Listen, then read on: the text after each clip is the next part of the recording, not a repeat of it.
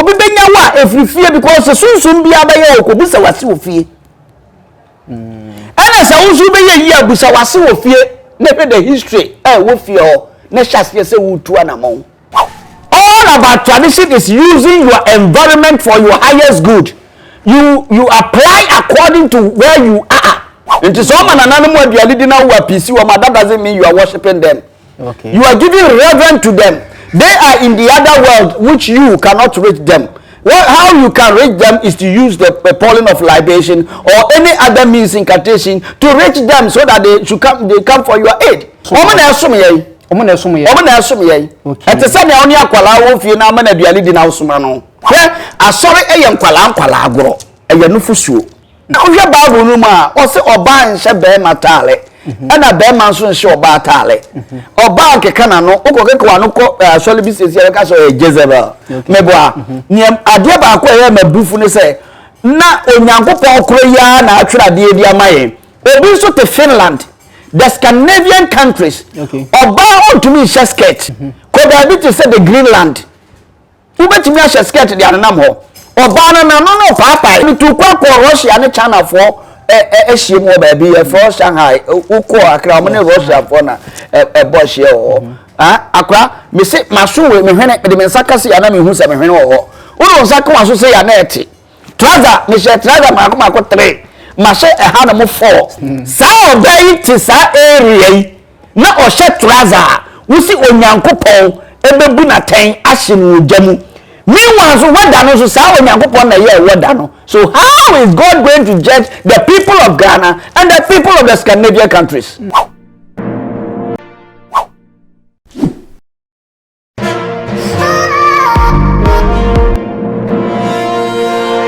Awusiafo me mama akwaba eba PaulVin TV so sama hu we ha enabie mu a na mo amunim bibie mu adusua enwoma a wosenka bibini ehunu na ohunu ho se oyodefo oyohe biba na nso watwe ho afi ho na watona jeje mu na bra na obre o wiase na nka ono anka twede ne yere de ya no gina se na ya no mfo na efra twede no eninti na ne ye wo ha yenya opanyin kase bi o se yakase bibini mpe ni kro made nanso ye de ye se odon sa atfo abrode ne mu de ubedi ewo ha na de ye besua opanyin na se na yaba ba follow no social media mprepi na mtumuso oyobi ani nsema oka no emu do a wose nipa abere ho asetana na ase esua de opanyin mi mmori din ono angasa ebori din a kire na enipa bia owo edema ye ne no waka nanso no bye ne de ye pese na brabo a wabo babra ofi eni babia okọ babia odu enei kwa pabi no nam so anase na ada asemi no da nipa pese ebusa no ho asem na sa interview wei oti akira be wasem tokwa aggressive interview enti tenase di fa paper ene pen nimdie bia beto fom bia no tase ndafa no mako na so fa bi wo bra na wodo a abrabo no be aja mo akwaba ode hye me joso. Okay, we dey the fear no wo enso ya ba ha na kwaba PaulVin TV dey timi ye no. Okay, aja ahwefo twen wo me pa chawo edin be na ye ba woje so media ne Agya Yaw Brefo na edin no na mekirem kakra. Okay, kwanda ho media I won krata mu ade ye frame Thomas Brefo. Thomas Brefo. Yes, Bible mu chingifo no. Yes, me free baby na meba. Okay. Se o pe huntia se me kire wo. Tirem ne ne practice ase hunu die nti agya no baaye na yawo no Brefo no aba. Ye frame Thomas Brefo. Eno na ye de to me. Okay. Na ye de Thomas Brefo no to me no ana me de akọ school. Ewo abai nkrata mu. Okay. Na sabe mpreduasa abo a wo kura na wonyini duru baabi a ohun se ne honam dua no ache so rotu nti wo woro no ho no afa foforo na che se wo ko anim wa brabo mu no. Okay.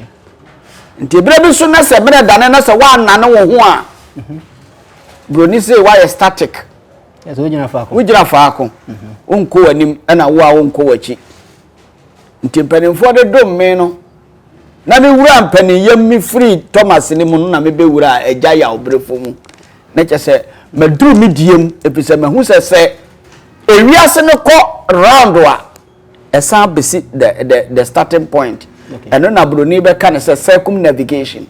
Okay. When you go around the world, you come back to the starting point. Okay. Nti me ba ya no be hu sem panin dia da wo mame no. Ene Agya Yaw Brefo. They say they move from Thomas Brefo to Agya Yaw Brefo. Agya mesre busa. Eyese Thomas no na sabi eyedin bi a wo de bobra enye ana se de ntia wo se ehia so sesan. Ai me hwehunu se Thomas no eyedin bi a yako import watua ho duty. Ya import din no. There's a brony there. Na ya chekere na de asoa yen. Enye se na 7 previous amaja nim nyansa. But they were acting according to the situation of the day. Okay. Okay. Ebra na wo mu no ene se mpanimfo twa omani ko school. Ye ka se school a tete no na ene asore. Sorry. Okay.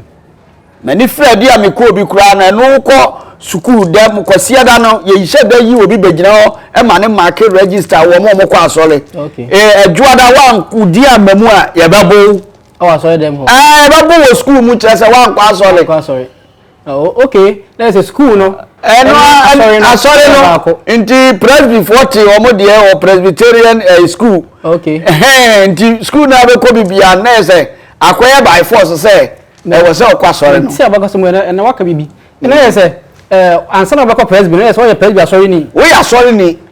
Nti se wan kwa asore ya. Wan kwa asore sa na tie. Inti ye hye da yi obi efribu class wo school mo no abason dem wo ma be church nipa ba asore that day no. Inti ye ko school mo ni ebubo din no na se wo din ni mo na ye se wan kwa asore ye bebo. Inti na mpanimfo friend asore no mo friend school. Okay. Okay. Okay. What him as here abaka se mo tell no no. Okay. E friend school. Enti se ukọ asieye kura na tete no menim se ne da so wo de a ne e wa school fo asieye ne e wa wiase fo asieye. Okay. Enti ye ga ye school fo na ye sa sorry fo asieye e ne e wa wiase fo asieye.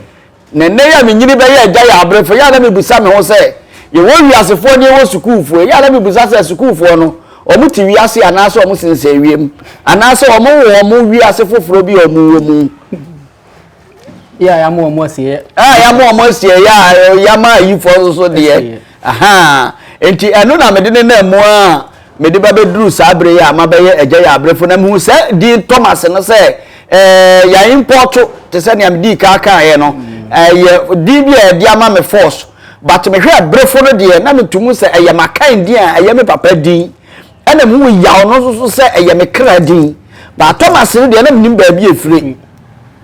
Okay. All right.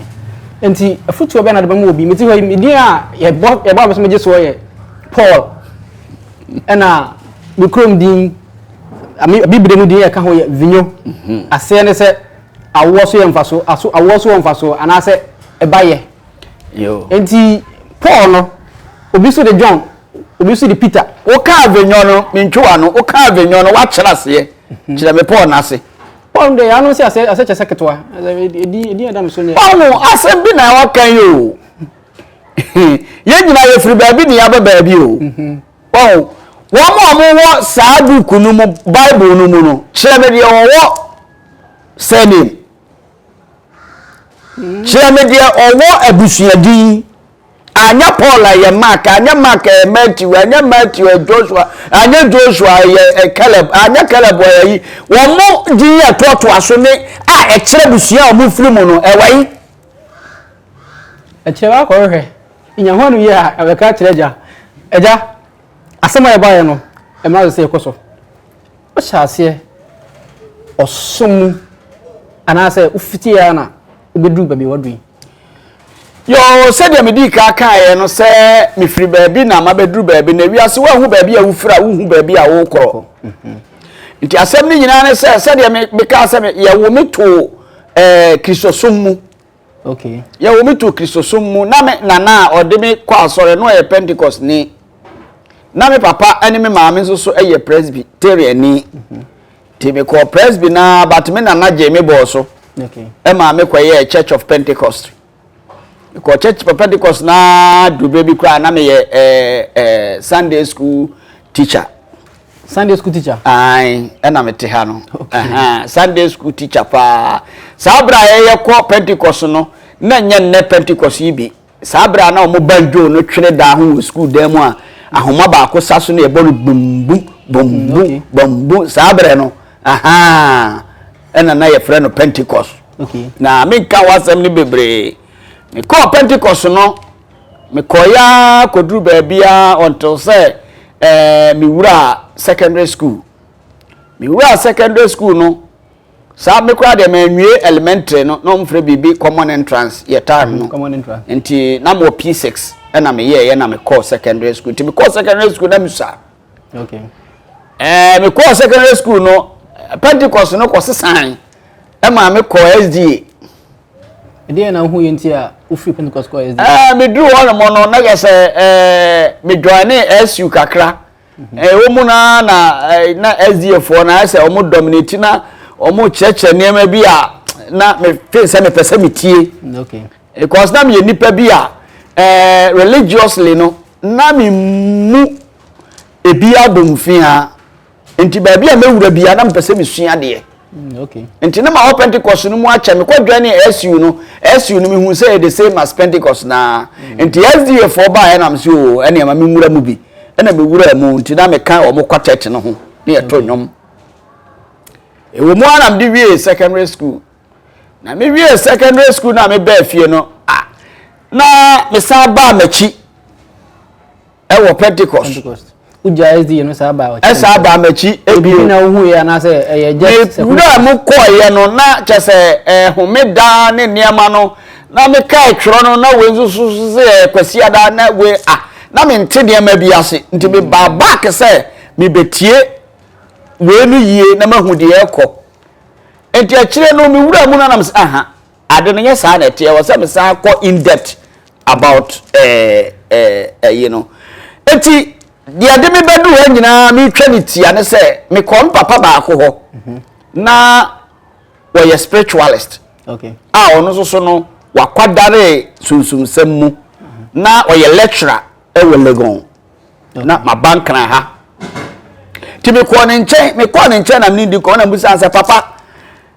me study niema bi na me pese me bebusa wo enti ewiase mu no ni nyina ni me soro no pa na madidi na me kwa dwuma sabra nso na me ya dwuma me ye friend say front desk officer e wo hotel na mabusa ne senti me soro no pa na madware na madidi na me kwa dwuma na maba na madidi na mada na de ache na masa didi na sa wo yire nso a se be mpredua sa no wo yire beda na wa wo ma na chese is that all to life tim papa nti wodi no se afeni ma hu se wadwe no abie wo busa sem enti ma chechire wo mu ensa no no chire me mu se enya wiase no. It's not all about eating, drinking, and sleeping, mating, and doing all kind of things. It becomes monotonous. Doing one thing or repeating one thing all the time becomes monotonous. There is something that we have to excel beyond this physical world. Okay. Enti odemi wura omonso so enya som but a spiritual sect. Okay. But me dey say me go against any religion because religion is a walking wheel to spirituality. Religion is a walking wheel to spirituality. Religion et said the akwala esua nantie na wato walking wheel amakwala no di esua nantie. Say akwala ni hunu nantie wi a o hia walking wheel no. Because who so one o tumirika he cannot move with the walking wheel. When the walking wheel will impede. Yes, it's running. And you free religion mu na waba be wura spirituality mu. Okay. Me jabi wo me sa kwa sorry foforo bi sa one man church bi ene kwa dem ko di so for I am ordained pastor, completely ordained pastor. What is so for? Me pictures nyina me ma de ne bo me kon of friend say no kore kakra bi entro bebre no. Da chi bi am beba ha no. Me beba nam the picture na try ha. Clear kan na offer no kore kakra bi. Say no kore na efita na ha ni nyina ye ntro. What you say? Matias. Any hono betu de mia hono. Baby akofa ba no. What is so for pen? This of for. Yes, what can Bible must me pass a trapping. Ma preachi ewo Kumasi Aswasi D-line. Ene ya me no ka say you pa udu D-line. Kone busa say o hwe odi for Paul. Odi for Paul. Udi ni bi de ma me. Ni e from odi for Paul Aswasi. Yes, e do do ha no enya kwa o. When you preach you, odi for Paul.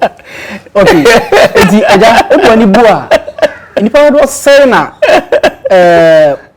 uyi o madwen ko Kristosom so sabre enipa se na me preachi ahomache me preachi ahomache e ma ne bobe no wotwe yes o me na woden weekend no se me preachi sa me nua me nkan kire me ti mani no na me preachi so a me hwe ni panim mani hwe wiem sa na me ti mani no na enipa be 200 atwa mo ahia. Wow. Yes. Na dumb because that time no, that was 1990s in mu. That time no bo say na afena na Kumasi for sorry charismatic ni ade yes sorry ni ade ti be preaching ya o Kumasi be ya be no. That was 1992. Fena na ya wo me 1992 me preaching wo Kumasi sa na the free one sana me bankrai and I'm sa back bedwane depending question there me kasa man kwa me boa me ko pa na me opokwase Pentecost na no so be here ufi Pentecost ufi Methodist me free Presby me ma me mo na me ko Pentecost na me ko SDA me free SDA na me sa ko charismatic Bible center and I'm sa ba Pentecost e won kan ni wana along the way you cannot try spirituality kakra wo fa no me free ba ye bedru nkran no na me call me wo fa no ho okay e ko busa sa question no okay so what you say me kra no munim sa nya de a enipa bebre nim wo me krom kra nim sa nya de a na nka me kra no school kra me ko bia na because na sa zero no about spirituality ne susum sem na wo mu but na me nya antiase bi na me enipa bi nsusu a na me tie nkramofo ntimi ko nkramo kakra nkramosumu yakoye adwuma ewo ayi mene ayi nordness ekoye adwuma me beduru ha no no 1992 93 94 ho no na me wura mu a me papa ne yayi na me kodwa ne nkramo kakra na ye wagushegu na ye to shenat de ye nkuto no e de kobro chire nti mituba kakra wa koro Allahu ahad Allahu samid lam yalid wa lam yulad wa lam yakul lahu kufuwan ahad kase omo ade ne de nti wura mu kakra ba bia wura ni nyina de he ne twatwo kra ansana boduru he enti wura mo no papa de me ko ayam group no so your spiritual sect our leader is Saint Germain that is the violet consuming flame me no ye be ko ho me fi won mo na me ba Krishna nso so kakra enso besua ade owa kakra me free one mo na me ba Buddhism so mesua ade kakra e kanka mesua ade kakra na me call Ethereum mission okay enso so wasakaman we the Braishmel me chiawo dada me papa ba akono no okay what you say me free one nyina chiawo na me papa kwabena gensu me also me chia no Mr. White me chia no also me papa no okay. So what you say enti genti na mi wura nyina ne se na me panukuro bi ahu se dia ne ye frɛ no saa onyankopɔn no enti no obia nam ba bia onam enti me call round ni nyina na me hunu se ni nyina ko wie one deity which is the primordial force if you say me Sakipat yoga yoga and also me master Yogananda okay me ma me ba ko so your friend no Supreme group India. Almost at me, kakra. So what you see, intiminya knowledge, was spirituality no more. But me it comes to the rituals and everything in it, in creation, what we call creation, but I will not call it creation, It's just say. What will you call it? I will call it the manifestation. Manifestation. Yes. Okay. Okay. There's a difference. Because when you say the creationer, it means there should be a creator. And if there is a creator, the creator might be somebody sitting somewhere creating. Okay. You understand me? Okay. And that creator to who you are talking about is not a human being. It's a force. A force. So from the force that I came into being. Okay. I tell you what can I say? From the first I came into being. That's right. That's right. Yes, it's a manifest. Then you know, if one can say the Big Bang or something of that sort. I don't want that their theory, but what I have seen and what I've heard. In Agya Yaw Brefo, can say I don't want to believe in anything. I want to know. You want to know. It is better to know than to believe. So anything that you believe means it is not certain. There is something fishy somewhere. You are not sure. You are not sure of it. So when you be Kasano say, "Oh, me Jimmy, why should I believe you if I know you?" One more did you hear Jumana Crown? Some of them did any idea in Nim and Suyajutum. Yes. You Nim Suyajutum. So why should you believe when I tell you I have a plot of land at Kwame Nkrumah Circle? So you give me 40,000 Ghana cedis or 50,000 Ghana cedis. You don't know. Then you go and give me that money, and you go there and the land is not there. So it is better to know that the land and the people are existing. Yeah, okay. And yes, example being our mobile. I did be Mr. Koso. Because you are seeing boss as a civil baby. It is a couple of design. She has a cabin to her name. So what you are saying to be quite around another move say the rituals and everything that we do in all the sects, we are using the natural environment, and using a natural environment is your tradition and culture. When you are using the environment that you are for your benefit, it means you are practicing your tradition. So there is no need to abound yourself in a certain religion, or that you let your mind be free and let the flow of the wisdom from the universe into your being. Okay. It is better to live on wisdom than knowledge. It is better to live on wisdom than knowledge. But if it means you will be own knowledge but all wisdom. Yes. Yes. That is why you are in your book, the Bible. He said King Solomon asked of wisdom, but he did not ask of knowledge. Knowledge is static. Knowledge is of a past event. If you have a knowledge of a station here, that station is static. It is there. It is past. You can meet it all the time. If you have a knowledge of Kwame Nkrumah is the past. But you may have a knowledge of Agya Yaw, but you will not have the wisdom of me. Why? Because wisdom is present, continuous. It is the flow of the divine voice from above that gives you the wisdom. And knowledge, when it becomes wisdom, is when knowledge is processed and applied and get positive results, it becomes your wisdom. For somebody tugum, Nimdiansi tugum. But I say, Bravo. What yet said when so heavy, Sabi, what me I said, I make a was said, yeah, because you be here so boy cacra. And more here fluent, I will be no answer part of our some committee. Subscribe button. I watch channel national for answer boss and subscribe my. Now if this video like it, not share. Don't tell the baker more like and say, oh, like here, YouTube machine. Say, oh, like it, no, oh, catch a machine is a video, a camera. Me share by need your papa into more from afofro so hwe bi na machine na ngasa spread video no because what like will be so like enti so enti say person in there ya to agui e ko akira ya srew like na so bua na sa de ye enkoma afofro so hunu say baby o monenam no sabio kwa afofro bi ho a nkan beboa eja me musa what dey wo kan say bibi na wo pa hunu ntan na wo di adane sa o se no awro Obisu tia chaba kase sabi we are unstable person obedia tum sa menyentum o wonti mo adwe mai It is better to be unstable than to be static.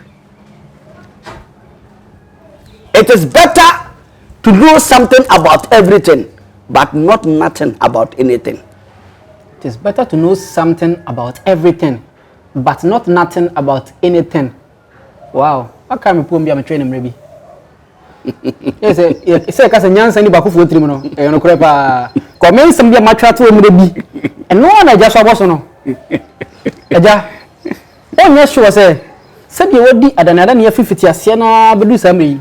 De wuye. Obatra me yadu acheche ochebi ose eja to akofa be fufuro. The American say, on say me say knowledge, wisdom is knowledge applied. When get positive results, it becomes your wisdom. All that I was acquiring was knowledge. Okay. But now I have the wisdom. And the wisdom I have is through my descendants, my ancestors who are in my DNA. Okay. I have got to know. And a bear so show batale. Or bank a canano, Oko solid business, a Jezebel. Meboa. Niam Adiaba, me buffune say. Na Onyanko Koya, natural dear Maye. Obiso to Finland, the Scandinavian countries. Okay. Or bow to me Shesket. Bear Shesket. Maybe or bow to me Shesket. Could I be to say the Greenland? Who bet me a Shesket the Anamo? Obana na no papai. I wanna know the. Enti yeda ya trouser mi to kwa Russia ne China for ehiem o ba bi for Shanghai uko akra mo ne Russia for na bosh here o. Akra me se maso we me hwene de me nsaka se ya na me hu se me hwene wo. Wo nsaka waso se ya na eti. Trouser me she trouser mako 3. Ma she ha na mo 4. Me jacket gusu madawo ba ko me jacket no friend communist jacket. What did I mention? Sa obey ti sa area na o she trouser wo si onyankopon ebebu na ten ahye no jamu meanwhile so wada no so sa onyankopon na ye wada no. So how is God going to judge the people of Ghana and the people of the Scandinavian countries? What Scotland there and then my skirt, it is their traditional way. That is the best way the check this thing. So I saw say all about tradition is using your environment for your highest good. You apply according to where you are. Mami minka samchro. Kabichire me. Now there is an order. Because Ibroniak say go to toilet. Hello, what you dem chire? Waka say toilet. Wani mo ompani for mo fa cheme. Nia owo kokoase no kokoado ho na mo ba bi no bush no. Wo mo ba bi bibi e fe ne hwitam. Yeah. What you say? Wo ba du nkra na so ko edwomu a ye ba bi wo e fe ne KVIP anameboa. Ana wo won fie nso a comfortable home a wo so wo bibi ye fe WC. So when you say go to toilet he na abeko. Ana wo kompo ano so ho de hai. So enti no obi owo akurase be ko hwitam no. Me WC so it means that I am acting according to my environment. Yes, the condition in your environment. The condition in my environment. So why do I search for something that I cannot get in order to complete my spirituality? Once I can rely on the things around me to complete my spirituality. Okay. Let's say somebody can eba and somewhere more harem. Ama obia ti ase na say se osum bi wo na so obo ne hia se obo ade bi wo bi mpana so hia se ya nsum ne mpo a na say hia se obaka ko import obi de if we say da bi ana osum kura nsum de me nsum hwe na me musa nananom no ye ne yesum mo na so mo na so mo na esum ye omo na esum ye omo na esum ye ete se na oni akwala wo fie na ama na duale di na osuma no nti so ma nananom aduale di na wo apisi wo ma that doesn't mean you are worshiping them. Okay. You are giving reverence to them. They are in the other world which you cannot reach them.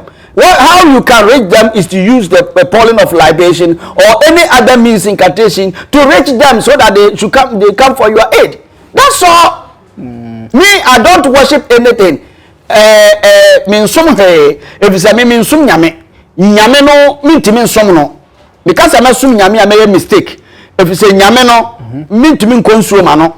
If you so bit ya himfie na say wo som wo hena Edian wa yema no osi natale okonsuo ma no ono aduane oye bibia de ma no na se ohinkese ya mo ka na se mi me de masom no enti rather no ono na esom me nyame na me som no he makes sure say the things that he has created no will be submissive to me wo so na no pa na aka kire wi aso amra aduma ne so na aba wo so le se no aba wo so le ya wo ba no unya mframa home na abedu yi me da akrabanya na wo so le ya na asase di ni hwe Usoli is so the sure can nipedia.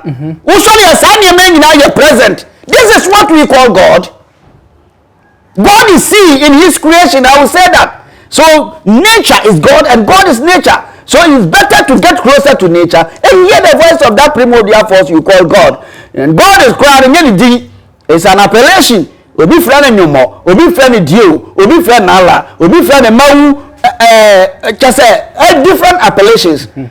It was not begotten, so nobody can give it a name. Only appellation. Yes, so we need the. And you said you will be able to be in the fan or money ding. Okay. And Tiaja, now no more nay, uwomuno. A quite best so and our fossil, and in an anom eating at home. Media dia me beto ye ntina me gya ya ode ubisa me kwesa okọ platform bia so na ubisa me onim se me kasa media me nim na me kire niama nya hu experience niam panimfo aka kire me niama so nya tene niama ni hu na me kire ade ba ko me nim ne se ensa gu form asunsum kasa okay ensa egu form asunsum ye dai ekasa enti ma frɛ na nanamo a me ntwa bo ha eno ne ye Uchabo are say you are giving it to a special deity. Wakofa and I will say with the awesome no. But with the men some be a many a body and a yabako. Until I do it to appease the divine ones for their presence. Me more drink, me more diane, say omomra, na me here omomoa. That's all. A diane by an adema and anom. A diane of the man and anama yansa. Na a do kwasidea.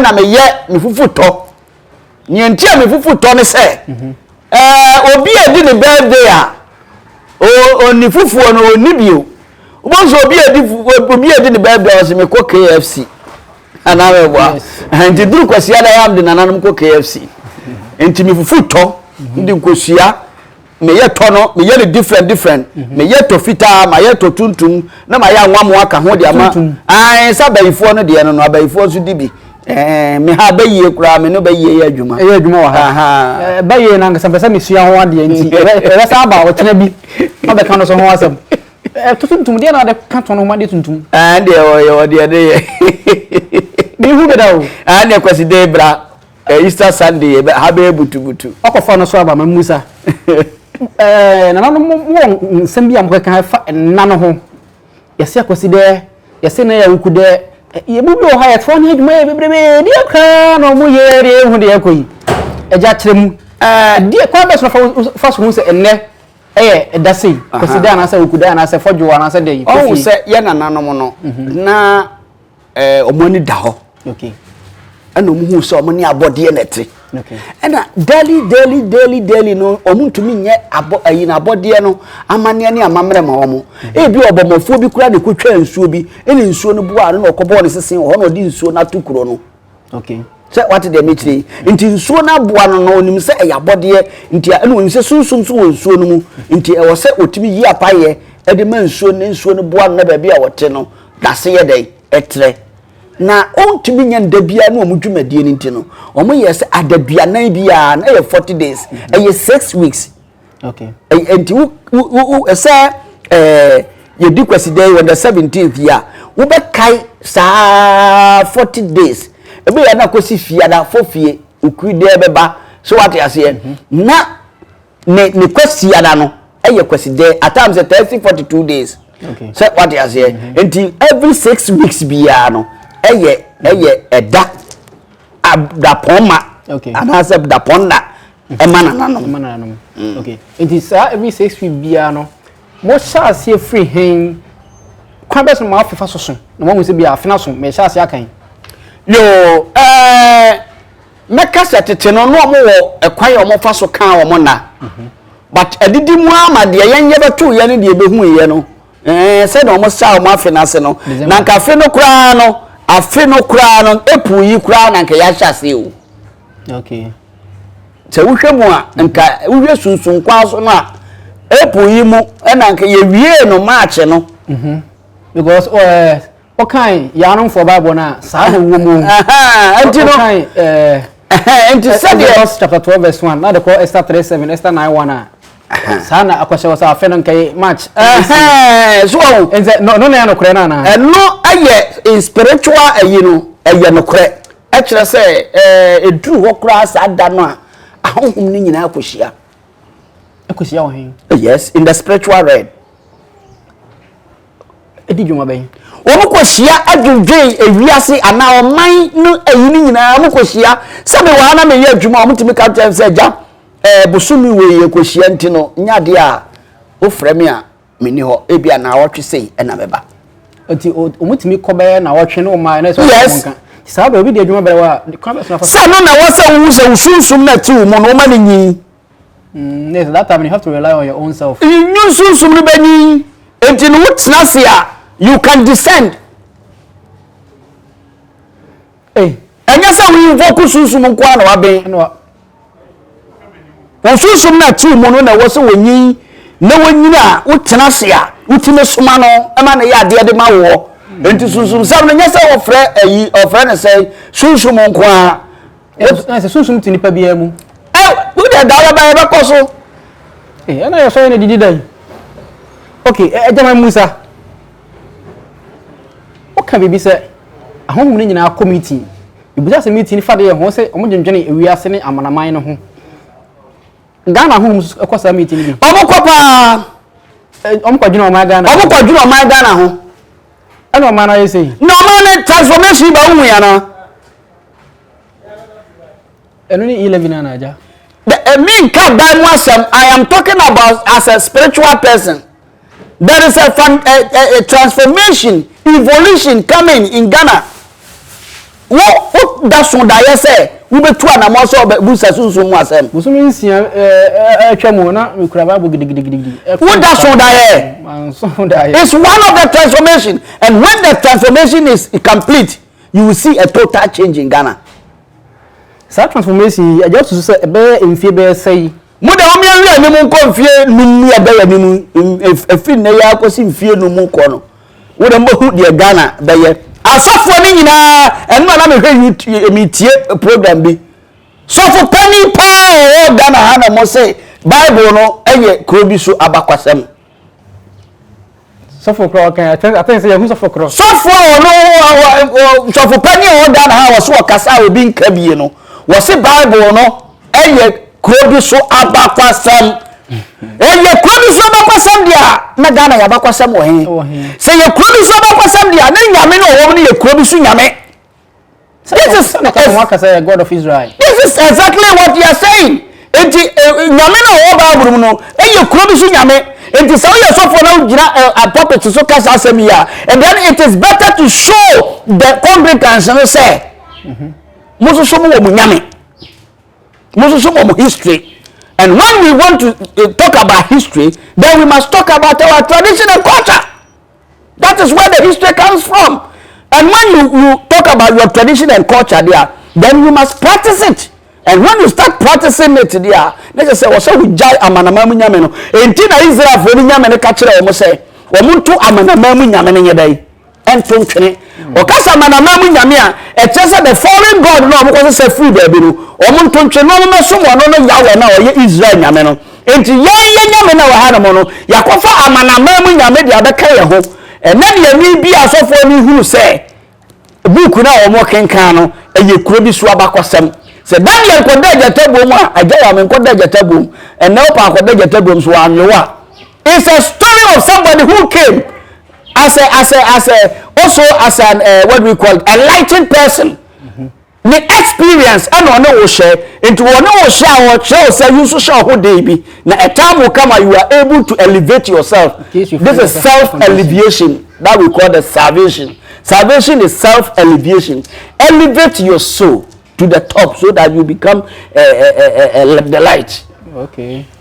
Okay. Me di bi to Agya de Yaw kan so a even mo Bible na kra no okay Exodus 32 verse 7 a o say obo ade no bo wi ase nyina no te chance ase ama amanaman no no anga safa o mai o te chance ase ama amanaman ana o ma ase ni nyina nyame a o be sa ase no so no anga say yi o ma Israel say ono no ne dia wodi firi wako Psalm 82 verse 1 to 9 a wa twa ho say edu meri obo ade no o Bible mu no de Bible ka no ho asem no ofa nyame ni nyina no wo ko meeting council say de ka meeting no ho asem no wo soro na ochira omo se omo ya corrupt ama wiase omo enni akuja na ni nje ho sa na o remind omo se omo ye nyame enti omo ni eni biasem ena ma omo na omo bi se corruption be fi asase so enti yesu aja ye de yato ho ye nyame na ode se ode ya se omo nsa no ye ja omo to na yesu yakọ importation omo ye omo wom so sa kra mu fu China so okoko e kramilu da ba no bia ne ye no da ba ne beka sa honhom no ho asem what you say eno ne ye friend territorial spirit eno no eye kuro bia nyame a wo hweso no a otwedi ampa kwa me no a wo kan ko tu sesi ya no e dia ma o ma bia won honhom a wo hweso Israel won nyame Ghana won nyame Cote d'Ivoire won nyame Benin won nyame obia won nyame a wo hweso. That is the territorial spirit. It is so be free animal ko Benin a wo bokokoko we share the spirit of Benin and in the interaction and sign what you mean. Yes, that is how it is in spirituality. That is the spiritual law. It mean me flakra hana se me ko Kumasi a when I enter Kumasi me wura me na subi ene me na ntose nyama akache. What you say? Enti o se die ni die ma sunsun o yedai. Oh no. Ena me fi wo so be wura ma be wura me na akole ene ayi enabra bosompo. Omo memu e wo se be die die yedai. Ema na se ja sanity a na se ye ho nipa bi no amugu temples bi ebe mo nsem so free Israel nyame na so no kra no sampan no bokra o bre because nyame no obedi permission se na oba bebo awo masha obi o hono ma ya born deliverance every all night bia ya born ya Israel nyame born deliverance ama sunsun mutuko adentina the next week was saba all night ya na saba born deliverance wabusa ho sa musa na Israel nyame a wo fra no obeje visa no obeduru ha no mo no na o wai ma me nche wade bi ahonhom na we ye kurom ha na wo peso mu hu nipa mo bono wo mo na ye adwuma wa Sunday mo enti se ye bompa ye Israel nyame be the free we Israel nyame free hin oba Israel nyame we know how to invoke the God of Israel we nim na kan ye we nim na pede we nim do am invoke no enye nsambo ene ntiatia mu ne na sabo Ezekiel 51 mo no ka o see no me be ka obi a body nsambo pa ye de na pempem form na se ja bi o we ba ko no so chef no ti ha o ye se bi wa kana to se bi o India ni o we Budhist kaka o be ko tu Bible no be ko tu Hindu be ko tu asori eye nkwala agoro eye nufusuo what you say okay 1 Corinthians chapter 3 verse 1 going on Paul said that me ba mo nchen no mantimi ni mu ankasa se honhom mo fo fi se mu nyini ye okay mantimi amomo duane fi se nufusuo na me de maamo fi se mu ntimi nwidom pe no let us say asori no is the basis of spirituality eye nkwala agoro what you say Paul say na ebra nyiyimu wo mumui na we se be ya Paul dia we se be ya Paul dia we se be ya obi nim dia we se be ya na no me yi bi na we camp Paul say sa dia we nyina wo mumu a na mo nyankwala na mo amko ka mo ba ro no na yankura ampa na se osha die hia abrabomu no anase se nkoso ba na se nkafida unity anase dey my main purpose here me wa han no say me followers and omo di machi nyina they should get involved in me to evolve to become the light and serve humanity Enye nyame na so almost 7 serve humanity. Na mo Jesus na oba ye no wan kan kire mo say mekọ da afiase mo amehweme ekom de me mo amama aduane me dadaja mo amfra me ntoma ena omubu sa na say na dabana yanimu nyina si ye o se wa anya ama wunua no wa anya ama me, which means that Jesus himself was denying himself of praise. Instead of serving and worshiping him, you must worship your fellow human being. Worship the human being is not the personality, but the individuality in the person. That is the spirit. Respect the God-living spirit in the person. When the person too respect the God living in you, the world will become a best place to live. Agya, Mami Musa. Sawosha omayimu ayewe ya. Maka se bibre pa. Ebiso mresa. Enyame a wo nipa ni nyina mu no. Ebia wotumi. Enyame a wo bia mu, sunsuma wo bia mu no, e wotumi. Yete bebusa asa ne se. Enyame a o Dr. Kwame Despite emu. Ene nipa bodi dian omobo mu ase. Ene enyame a omo sakoso a enyoma no. Ni nyina tumi kro. Ni nyina ye sunsum kro. But it depends on the frequency you put your spiritual line. If you want peace FM, put it on 104.3. Okay. If you want joy, put it on 99.7. Put it there. So we are slightly if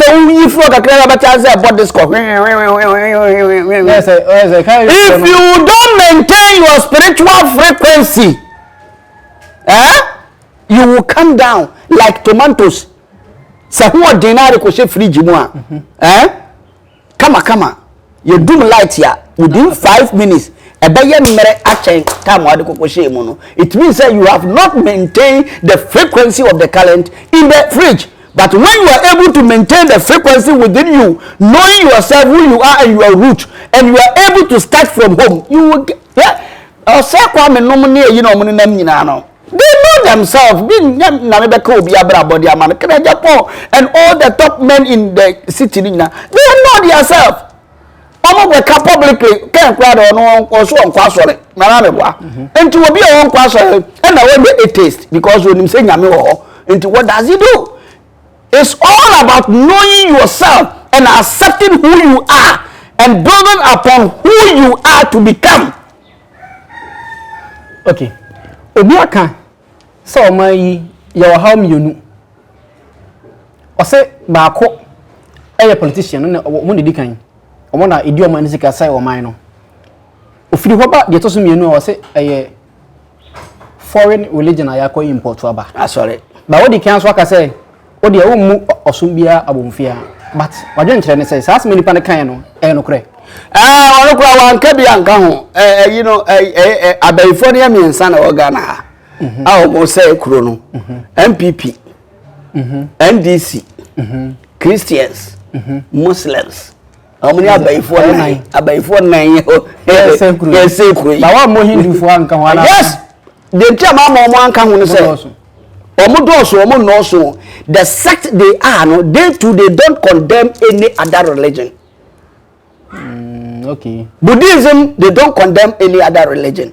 Krishna, they don't condemn any. When you hear their teachings and they talk about general spirituality. Because Namika Samcho, Sauba Christianity, you have the spiritual side. So when you are a Christian, you must grow to become the Christ. Yeah. What you say? So when you're Muslim, you must grow to become a Fadila. Okay. When you are a Kanka, you must grow to become a Mahanta. Okay. When you are a Buddhist, you must grow to become the Buddha. Which means there is no limit in spirituality. What did I mention? I say? If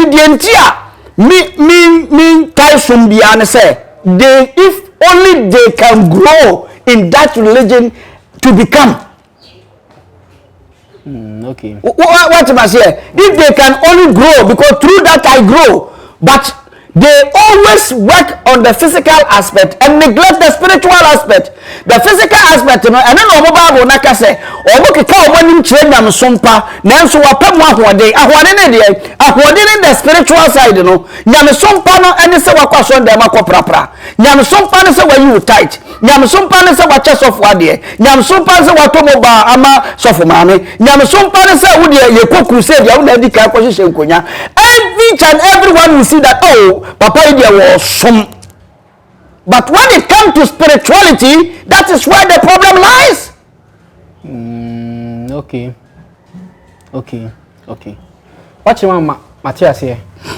My Musa Bio. Na yemfa video yi nsi.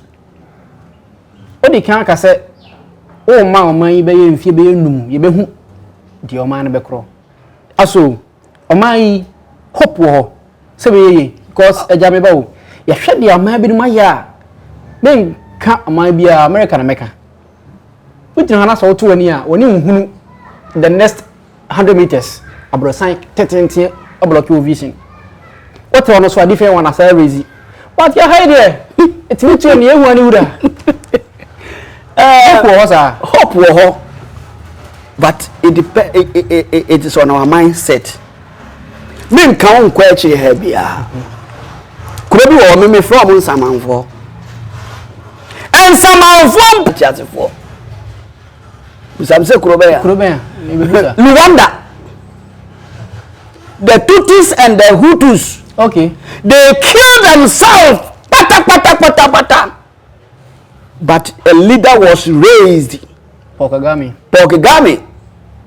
And then Rwanda is the best. I would say the best in Africa. Is almost say Kigali, capital city in the neatest. And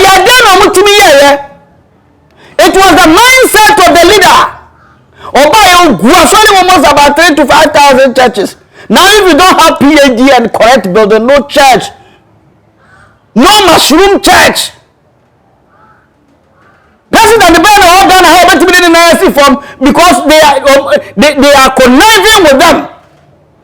What you say? Obiara and walk on down sect and you be a woman. And the young men or money interest ho. None of carry Rwanda, American you be by missionaries be by or the cassette ya man near the next day we the airport. The next day we a mindset to see a big take a tough decision against foreign influx of culture. If we are able to do that and eat what we grow and grow what we eat, now I am borrowing away from my father. What do we call domestication? Then we know that we have come to the starting point to reform the country. Sentence say, "Omo form parochial interest, dear." You be going to say, "Yeah, near ninamu." So be a tuya dear. I don't know how do you want to be. But according to what called Rwanda, a dear Ghana, a child Rwanda for any offend say V8 now. Yeah, penny for them. I don't want to a channel because they are not using it. Okay. And so what the character say on my desire. You heard politicians so heard your more there and 5 years as 7 numbers. Maybe say when there is a spiritual transformation, the physical when there is a spiritual, what the first time be there will be a leader who will transform Ghana. Na ayi achrew anasa wana obo trimaka dia me make catch on say there will be a leader that will transform Ghana. There will be a leader that will transform Ghana. Ibiri maka asye nkomo ato ho na mehwe program bi osompanyin ameka na osompanyin priest a wo kliko water region asya to say na no mo yi achre ne say within the next 100 years West Africa a base power anywhere so. Ujitum say bit my ho. Oh, one the who me I cannot dispute. Okay. Where a penny, where a spiritualist. Until what he has seen, no, every other me who or no who be. Until so who are fine. We are all hoping for the best. But the me can say there is hope for Ghanaians and Africa. There is hope. for Ghanaians and Africa. So if there is hope for Ghanaians and Africa there, na me nia o hweme hope no o chefa o mu de ana say o de o ba yo hwatete kwa ma hope na ba sa be san ho akọ eja ma musa o futuo ben ye di video be sin o ba tuo guama adasa se obi abante se me o ya wura na wa fa na wo fi obra se pese obobra enyamu ene pa edia no wonye edia no wontwe ne ho mfiri ho besra o tonim die no gumaye yo mo amutie me Agya Yaw ni ameka che memuru ni nyina ne se aya o musa asem o musa question okay if is a wotwe bibi na se e wosoro na ma na bibi kuram wo bobra na che eniema nkoyie obuse wachi empanimfo se obi benya wa na frifie se obi benya wa na frifie dia ne na obenya de enso ade frifie e vice versa okay yes if you say fie yes obi benya wa frifie because sunsun bia ba ye okobusa wase wo fie ana sa unsu be ye yi abusa wase wo fie na pe the history wo fie ho na hyase se wo tu anamon okay na sa wo ye ne sa na busa ko sade a ususum sam ni peja adwuma sam ni so be peja na sa de ba ga na nyina ya de meka ne se ya wade bia ye ka e wo school mu na se ne se ayi ministers ni bi nka na ya sem e bi nto na ya sem I pledge myself to one the pledge the national pledge Paul bi ho no mo e me de pa was I hold in high esteem our heritage won for us through the blood and toil of our fathers. You hold in high and esteem your heritage won for you through the blood and toil of Jesus. There we heard one which has him. Through the blood of goats. Through the blood and toil of what? Our fathers. Our fathers. And who are our fathers? So question people sat down and man say, are we holding in high and esteem the blood and toil of our fathers? Therefore, are you holding in high esteem the blood of your Ubukwat or say Nanan Gran Sabi Mona Bajimi Bre no Wajimi? The Nobia no more years Abre no the Nedia Chairman in the Biaba. And the Biaba and Hotel no. And the Biaba and or man at upon some. And the Biaba no. And you whom baby I am fano. Anyway, PaulVin TV the area for Mudie. Also, you are for Mudie. Na wow, boy, near so young more. And they say, Open in the Bia, Unetia, yes, I'll subscribe my near so intimate dim kakra. Like if you do my next share na ni padom no so nya benhwe na de etu wi abam ye bia o chena be fi ye nyina ni betwa ebia na be fi abra ye ni ho na nso ye nchirima wo betwa se de obia ne man ye a na ne nchirima etwa ebu ya kwase aka ho no sebi mesra mo de eje kan wo me mfa na sopam na nyese bia ye ho na adwodwo na ye te ha na ye de ye anyway ya kasa pia be yisi aso enti Agya ye de besi sa wo hwe a Agya Yaw Brefo ni PaulVin mesumenie ohu ye na na ya desua ye de besi ya ya da mo ase bye bye.